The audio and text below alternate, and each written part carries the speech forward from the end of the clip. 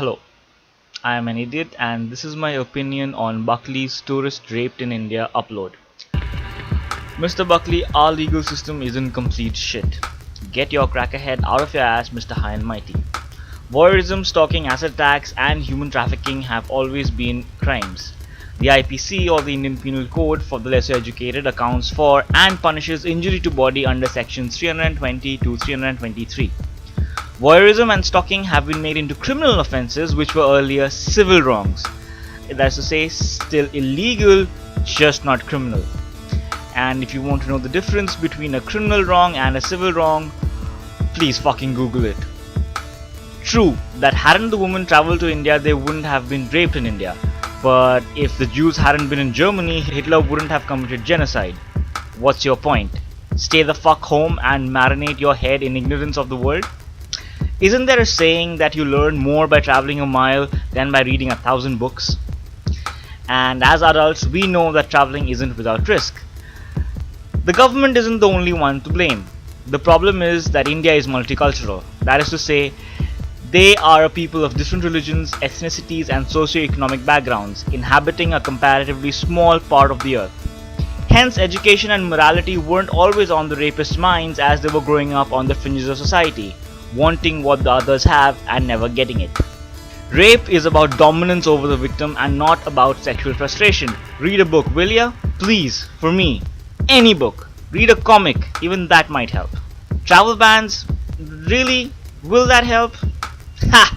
So you think pissing off a 1.2 billion strong nation is in the best interests of Europe, the US and Canada? Go right ahead. I dare you. I double dare you. Travel bans are an archaic means of politics. It will only incite most Indians to become more xenophobic. Yeah, 200 years under the British will do that to you. The money that comes from tourism, as you correctly state, is about 120 billion US dollars or 6.4% of India's GDP.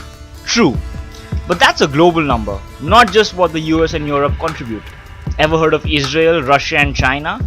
They too are a huge part of the tourism revenue for India. So travel bans aren't something that will motivate anyone to change.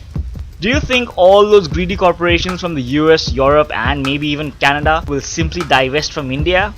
Good luck with that, schmuck. Now that some of the ignorance in the world has been dealt with, here are some facts. Gun violence in India is one of the lowest in the world. The statistics for rape and crime against women are definitely lesser than the developed world. That includes the United States, Mexico, which I agree isn't that developed, but still, it's still continental United States, and most parts of Europe. A basic principle of criminology is that crime is a natural byproduct of society, and the more developed a nation gets, the more crime it will have.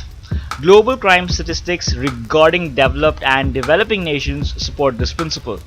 Let's get something straight. I'm not hating on Buckley or the States or Canada or Europe or anyone for that matter. I am not justifying that poor woman's ordeal. I'm certainly not justifying the rapists, nor am I defending them. I'm just saying the argument presented and the way it is presented is just wrong. What India needs is to be treated like the special kid in class. Play with the little shit, but also be very careful when he picks up a pair of scissors. India is going through a massive change in culture. There is always a void created when societal standards change too fast. This void is then filled by the unjust and evil. Google Durkheim. Yeah, seriously, Google Durkheim. It's his principle. Being an Indian who lives in New Delhi, I am ashamed by the conduct of my fellow man. They preyed on a helpless woman and thus should get the harshest punishment possible. If it were me, I would chemically neuter or hang the bastards. And this isn't just for the foreign woman alone. In my opinion, crimes relating to freedom and bodily harm should invite the strictest punishment possible, so that we leave our children a world where they are free to travel to any part of the earth, wearing what they please and not being scared of meeting new people and experiencing new things. Just tone the blind hatred down. India knows what its problems are and is hard at work trying to fix it. What is needed is constructive criticism and help in formulating policy towards better education and growth, not brown bashing by people who haven't left the fucking block they were born in. Thank you and have a nice day.